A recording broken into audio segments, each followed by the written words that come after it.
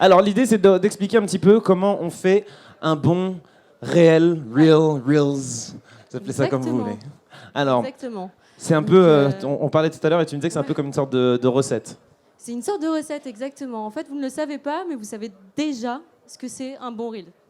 Vous consommez tous les jours des vidéos, vous savez exactement sur quoi vous vous arrêtez, vous mettez même des likes, des commentaires en général. Vous savez ce qui attire l'œil et vous savez ce qui retient votre attention.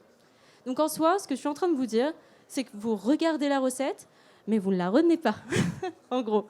Donc nous, ce qu'on va faire, c'est qu'on va vous décortiquer cette recette et on va vous dire clairement comment réaliser un très bon reel. Donc d'abord, pour commencer, en général, quand vous ouvrez une application avec un format vertical, que ce soit Reels, TikTok ou encore Shorts, sur quoi vous vous arrêtez en général? Je vous le demande, réellement. Est-ce que vous savez à peu près sur quoi vous vous arrêtez? Moi je sais. Toi, tu sais? En règle générale c'est le hook. C'est le hook. C'est ça. Exactement. Alors comment ça se traduit ça? Ça se traduit justement par plusieurs... En fait, c'est l'accroche de votre vidéo. C'est certainement la chose la plus importante. Donc l'accroche de votre vidéo, il y a des choses très simples pour pouvoir en faire une bonne. D'abord, et vous allez peut-être être étonné, il y a l'accroche visuelle.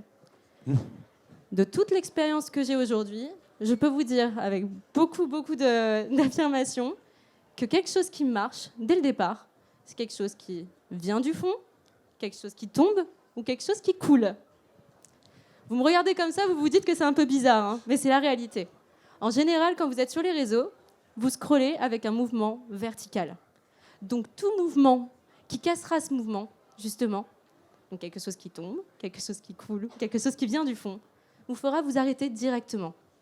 Après, tout le reste, c'est d'avoir un bon sujet de vidéo. Et donc à ce moment-là, arrivent toutes les autres accroches. Vous avez des accroches, encore une fois, que vous pouvez travailler. C'est ce qu'on appelle communément et tristement le putaclic. Et oui. Clickbait en anglais, c'est oui, plus, tout à fait. c'est plus sympa. Tout à fait, c'est beaucoup plus sympa. Donc en soi, ça, ce sont des phrases, ce sont des codes qui peuvent justement directement intriguer votre audience. Si vous avez un sujet particulier, les interroger par exemple sur quelque chose dès le départ, du genre « je ne comprends pas pourquoi », c'est une accroche. Ou alors « comment ça se fait que », c'est une accroche. Ou alors « il est bon de savoir que », c'est une accroche. Vous voyez que toutes ces phrases-là peuvent vous intriguer et du coup à la fin, vous avez au moins un début de vidéo qui retient l'attention et Dieu sait que c'est certainement la chose la plus importante pour ensuite consommer le contenu complètement. C'est ça, retenir l'attention, attraper l'attention du coup de votre spectateur, de votre audience. Et ce qui sera important derrière, c'est le watch time. Faire en sorte que non seulement vous les ayez accrochés au début, mais faire en sorte que votre audience reste sur votre vidéo, alors que, comme vous le savez, il y a une multitude de contenus qui existent sur les différents réseaux. Je précise que on parle des Reels, réels Reels, mais c'est quelque chose qui peut s'appliquer sur n'importe quelle plateforme, sur donc les contenus verticaux. Oui. Il y a un outil qui est extraordinaire et que, a priori, je pense, vous avez tous, c'est Facebook.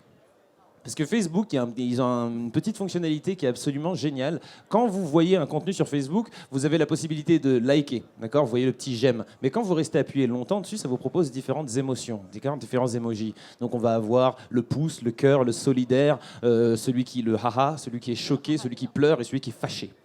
Chacune de ces émotions, il faut se dire que vous devez créer celle-ci chez votre spectateur. Si la vidéo que vous êtes en train de faire ne correspond à aucune de ces émotions, votre reel ne marchera pas.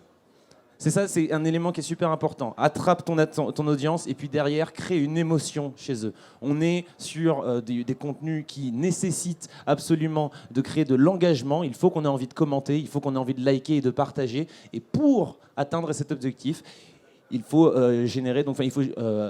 obtenir des émotions de notre audience. Alors, n'oubliez pas surtout qu'on est sur des plateformes qui sont dites réseaux sociaux, et donc réseaux sociaux demandent de l'interaction, forcément. Donc pour créer de l'interaction, on est sur de l'émotion. Si vous avez du coup des community managers dans vos équipes et qu'ils ne vous parlent pas de ces émotions, vous mettez votre argent au mauvais endroit.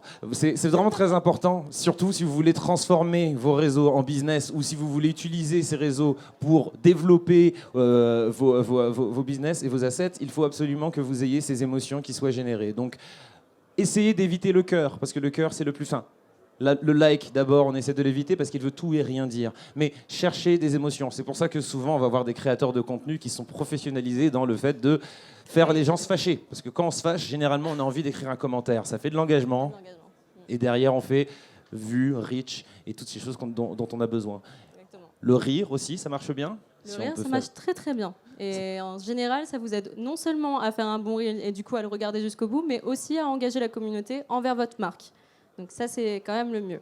Il y a le rire, il y a aussi, j'imagine pour toi, je ne sais pas si tu vas confirmer, mais en soi, le fait de créer de l'empathie, de quelque chose qui vous crée un lien direct du style nostalgie. Vous sentez un petit peu que vous avez un rapport avec la marque directement aussi. C'est ça. Et la le colère, fait d'être compliqué quand même. la colère, ça dépend, mais il y a des choses qui peuvent. On peut toujours trouver une manière de vendre un produit à travers une émotion. Et c'est là le véritable travail pour faire une bonne vidéo sur les réseaux sociaux, créer des émotions. Et à partir de là, je pense que vous avez quasiment fait 75% du job.